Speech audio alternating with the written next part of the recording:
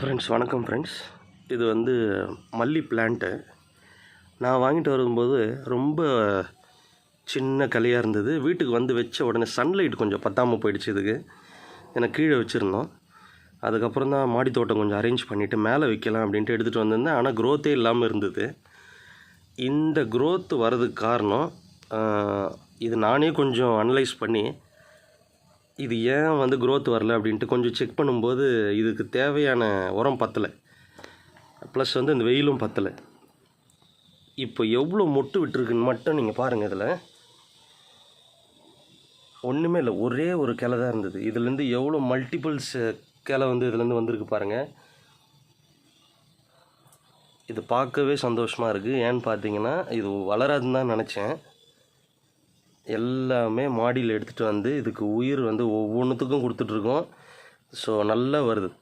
எப்படி மல்லிகைப்பூ வந்திருக்குன்னு பாருங்கள். இதுக்கு காரணம் என்னன்றதை சொல்லிடுறேன். இதுக்கும் ஒரு டிப்ஸ் தான். இந்த மண்ணை இப்படி கிளறிக்கங்க.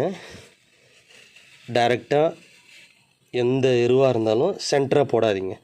இங்கே போட்டிங்கன்னா அந்த வேரை பாதிக்கும். இந்த இடத்துல இதுவும் வந்து நர்சரி டிப்ஸ் தான், நம்ம ஒன்றும் கண்டுபிடிக்கலது. அவன் நர்சரியில் சொல்கிற டிப்ஸ் தான். லைட்டாக கிளறுங்க, இந்த கையிலேயே கூட கிளறிக்கங்க. இதுக்குன்னு டூல்ஸ் எல்லாம் எடுத்து அதெல்லாம் யூஸ் பண்ணாதீங்க.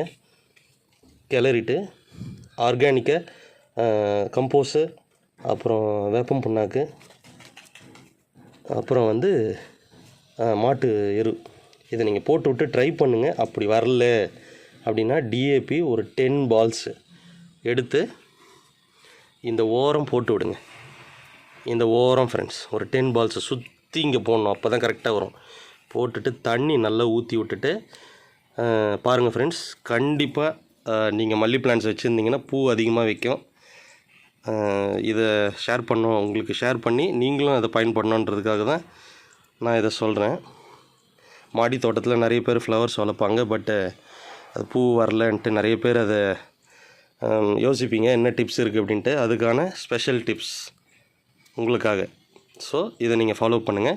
அதே மாதிரி டைமிங், டிஏபி போடுற டைமிங் பார்த்தீங்கன்னா காலையில் வச்சுக்கோங்க, இல்லை ஈவினிங் வச்சுக்கோங்க. காலையில்னா 8, அதாவது 7 to 8க்குள்ளே போட்டுட்டு லைட்டாக தண்ணி விட்டுருங்க. எல்லா செடிகளுக்கும் காலையில் தண்ணி விடுற மாதிரி 7 to 8. அதே மாதிரி இல்லை ஒரு 10 o'clock விட்டுருங்க மார்னிங்கில். ஈவினிங் வந்து ஆஃப்டர் 4:30 to பிஃபோர் 5:30க்குள்ளே தண்ணியை விட்டுருங்க. ஏன்னா அதுக்கப்புறம் அந்த பிளான்ஸ் வந்து தூங்குகிற டைம் அதனால தான் அதை கொஞ்சம் மெயின்டைன் பண்ணிக்கோங்க. ஸோ இந்த வீடியோ உங்களுக்கு பிடிச்சிருந்தால் லைக் பண்ணி கமெண்ட் பண்ணி ஷேர் பண்ணிக்கோங்க ஃப்ரெண்ட்ஸ். மறக்காமல் சப்ஸ்கிரைப் பண்ணிக்கோங்க. அப்போ தான் நான் போடுற வீடியோஸ் உங்களுக்கு உடனே வரும். So thank you so much friends. பாய்.